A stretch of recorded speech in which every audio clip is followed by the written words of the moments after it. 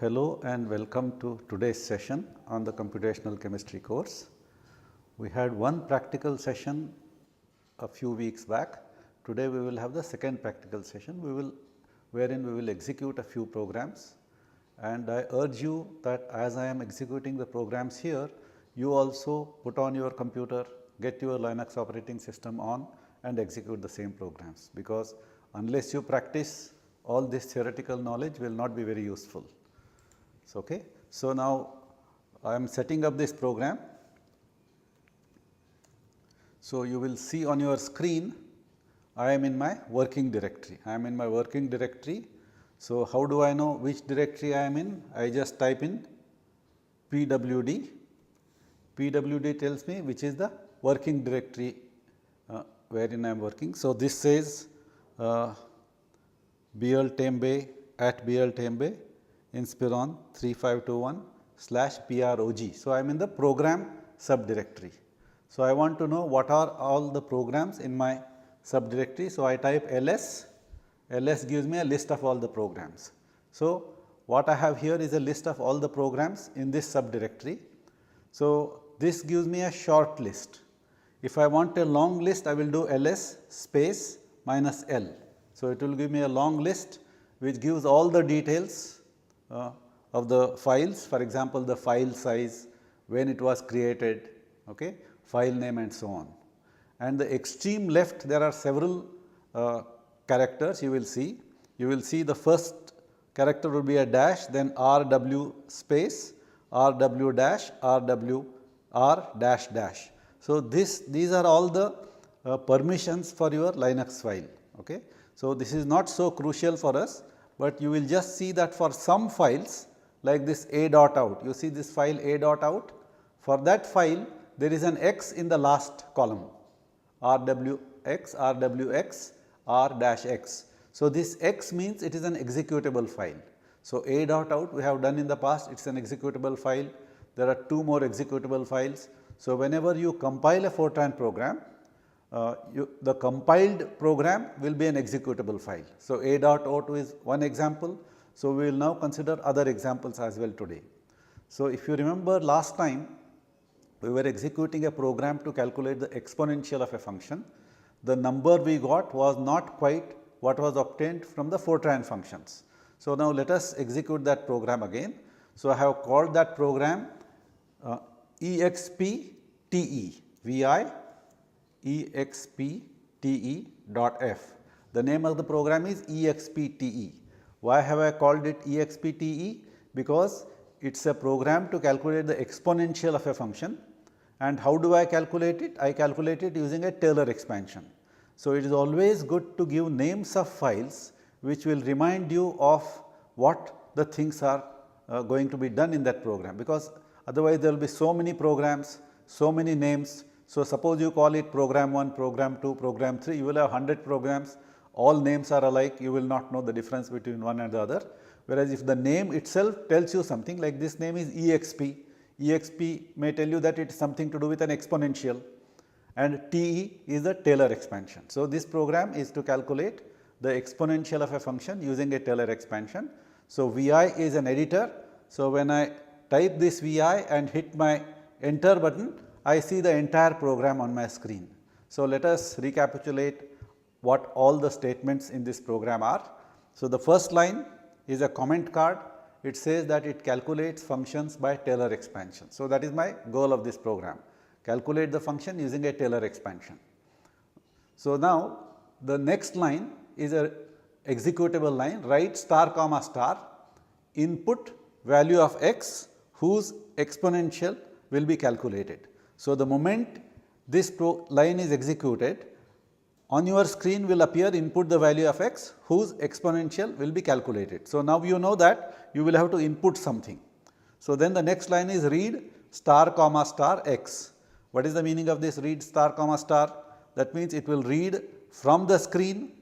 The first star refers to the screen, the second star refers to the format. Format we have discussed last time. So, usually it is best to give an unformatted statement, so that you do not have to bother. Star means it will read in whichever format you will input the line. So, the next line says it will read this value of x. So, then the next one, now you want to calculate the exponential of that x using a Taylor expansion. What is the Taylor expansion of the exponential? It is 1 plus x plus 1 plus x square by 2 factorial plus x cube by 3 factorial and so on and so on. It is an infinite series. So, each term, each of the new term will be 1 power higher than the preceding term and the denominator will be 1 factorial higher than the previous term. So, each term is x to the n by n factorial. So, how do I go about this? I will say that sum is equal to 1 plus x. Now, why do I say sum is equal to 1 plus x? I know that the first term is x and the first term is 1, the second term is x. Okay. Then I have called term equal to x. Okay. So, now and denominator equal to 1. So, this is my initial set of definitions. Now, I start a do loop, do 10, I going from 1 to 250. So, what this means? I have a do loop which extends from the present line of the do loop up to this 10 continue. So, this is my entire do loop and this goes from I equal to 1 to I equal to 250. That means, it will calculate 250 terms. Okay. Now, the next question is how do I know 250 is enough? So, that is something which we will consider later. If 250 is not enough, you will go to 300. So, that option you have, but I have given 250 because I know that it is a large enough number.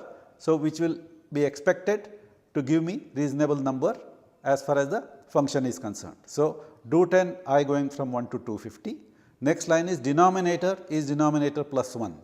So, you see that the earlier denominator was 1. So, inside the loop the denominator will be 2 now, because I have incremented it by 1 and the next, now I want to calculate the next term. The first two terms are already known 1 and x. The next term will be term into x divided by denominator. Okay. So, this term was already x earlier.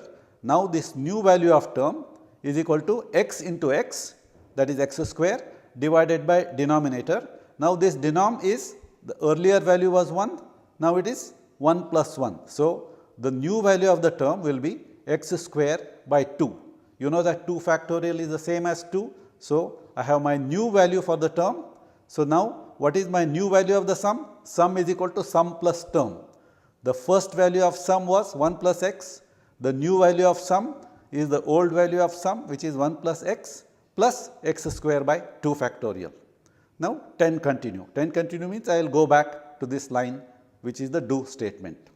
So, remember that in Fortran, whenever you have an equal to sign, what that equal to sign does is to calculate whatever is on the right side and replace the value of term with the value what is calculated on the right side. So, second time when I execute this, now I will be 2. When I will be 2, this denominator is denom plus 1. The earlier value of denom was 2. Now, this denom is 3 because 2 plus 1 is 3. So, the next value of the term will be old value of the term, which was already x square by 2 and it multiplies by x. Now, the numerator becomes x cubed and you are dividing by 3. So, already there was 2 in the denominator. Now, the denominator is multiplied by 3. So, the new value of the term will be x cubed by 3 factorial. Now, what do I do to the sum? The sum will be again incremented, old value of the sum plus this new value. So, what will be the sum at this second stage? It will be 1 plus x square by 2 factorial plus x cube by 3 factorial. Then I continue again, it goes back. Now, I will be 3. When I is 3, denominator becomes 4. The new term becomes, there is already x cubed earlier, x cubed into x is x to the 4th. I divide by 4. So, it is x 4th by 4 factorial. So, 4th term is added here, x 4th by 4 factorial. I go on and on until I do up to 250, I equal to 250. When I is equal to 250, I will be dividing by 251 factorial. So, as the number of terms increases, each value of the term becomes smaller and smaller. So, the last terms will be so small that it will not change the sum anymore. So, I calculate all this. Now, what I want to do? I want to write on the screen whatever I have done. So, what my program has done? My program has calculated the value of sum. So, on the screen I will write star comma star, the first quotation and the last quotation. These are two quotations which are such that whatever is written in between those two quotation marks, it will be printed on the screen. So, this line will write to you x TEX. What is the meaning of x TEX? It is the exponential calculated using Taylor expansion. It will write x TEX, then EXPX. What is this EXPX? This EXPX is the exponential calculated by your Fortran function. Remember, your Fortran compiler has functions like cos, sin, all these are already built into the Fortran compiler. So, what I want to do with this program is to compare the value of the exponential calculated by Taylor expansion, that is the sum, and the value which is calculated by the Fortran compiler. So, both these will be written on the screen and then the program ends. So, since I have done VI here, this is my edit mode. If I want to insert something, I have to type I.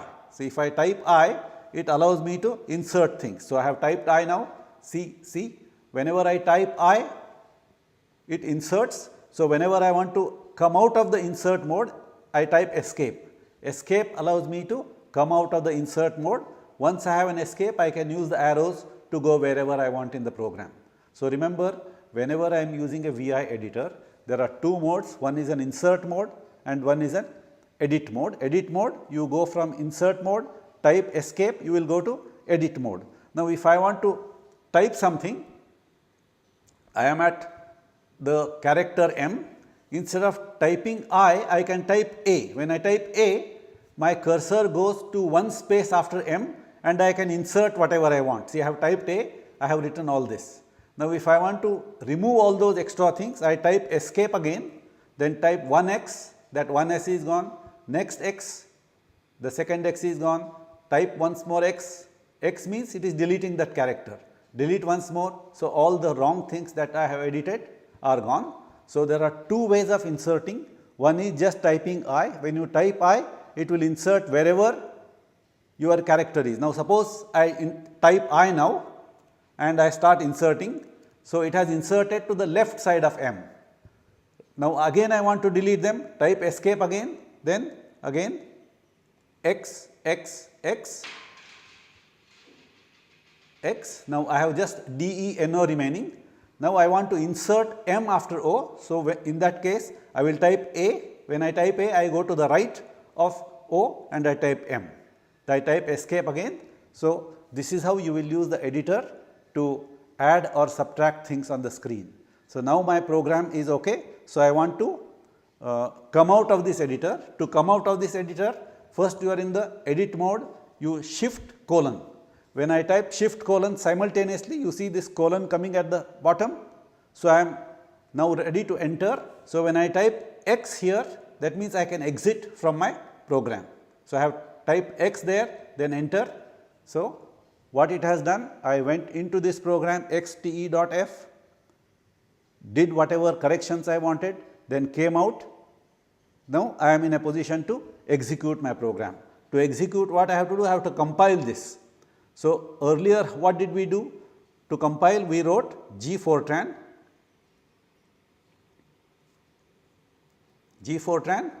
space. So, I have made a mistake here. So, gfortran xte.f, expte.f. So, it will come and I hit enter.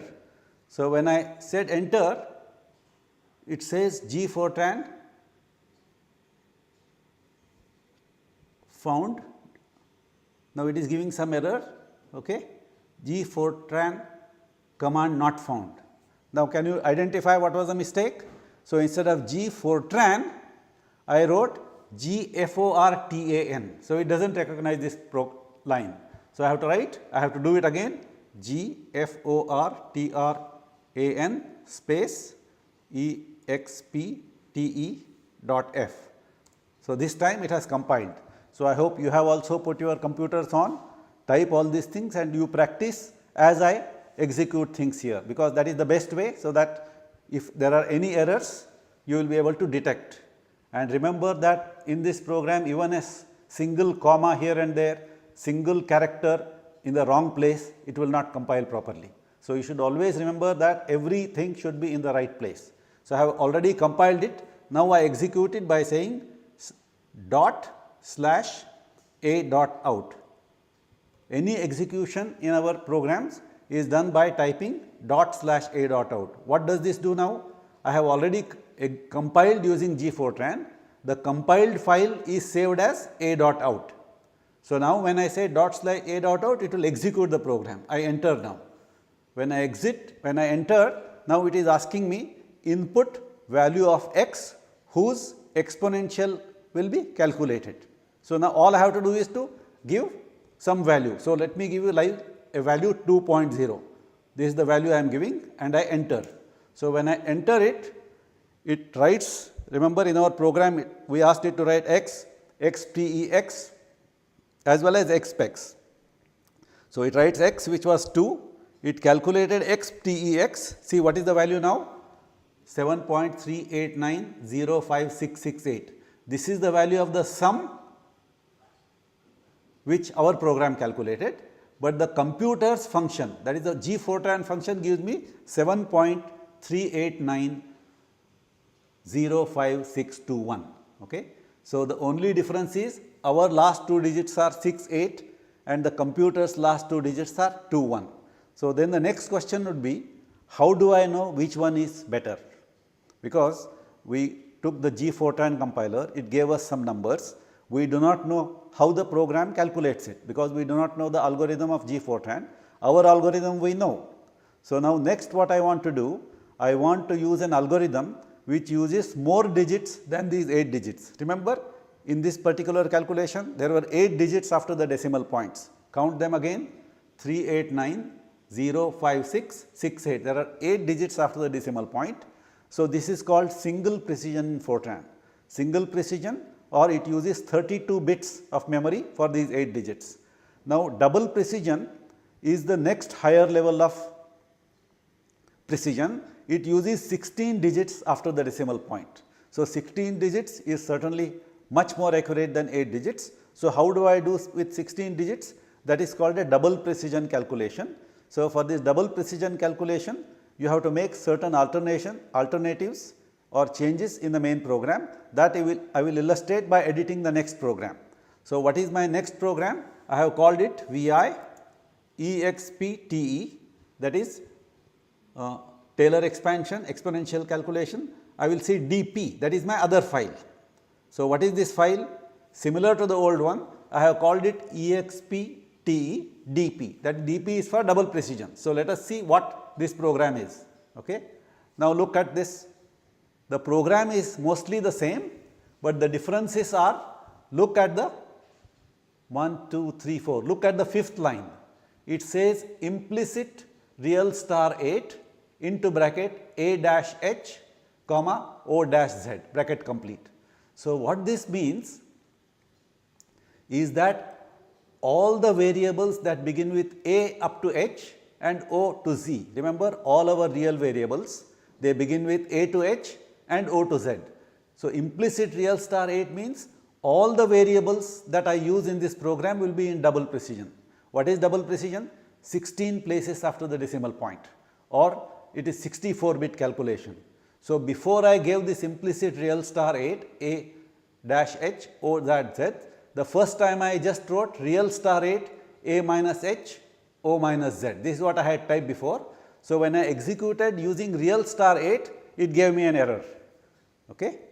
Then next time I realized that real star 8 may not be the correct way to do this particular a dash h and o dot z. Next time I did double precision x sum term denom y. Remember these x sum term denom y, these are all the variables in my program. So, if I declare all of them as double precision, then the program worked properly. So, double precision and real star 8, they mean the same thing.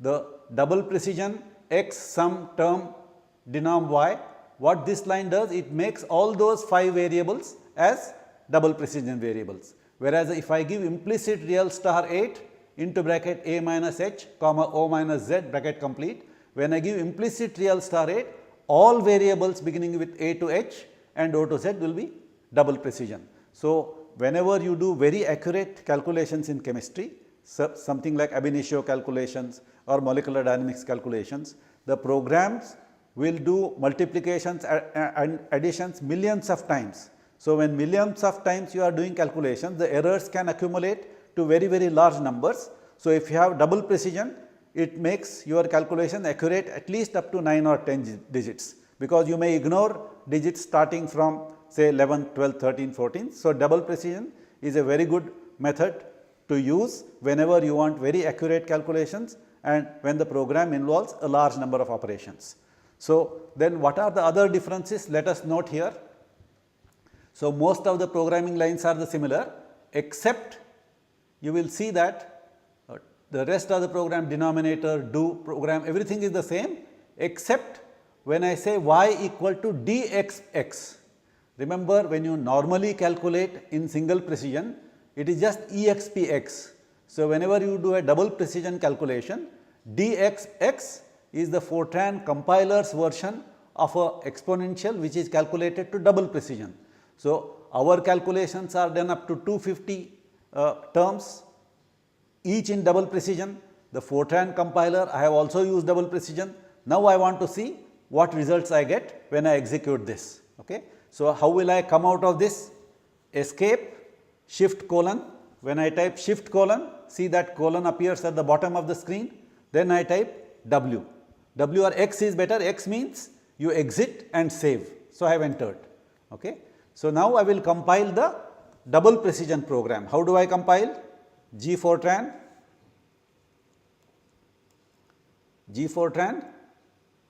expte dp. So, this is a double precision program dot f. So, I want to compile this program. Now, if I enter now, it will compile and save my compiled version in a file called a.out.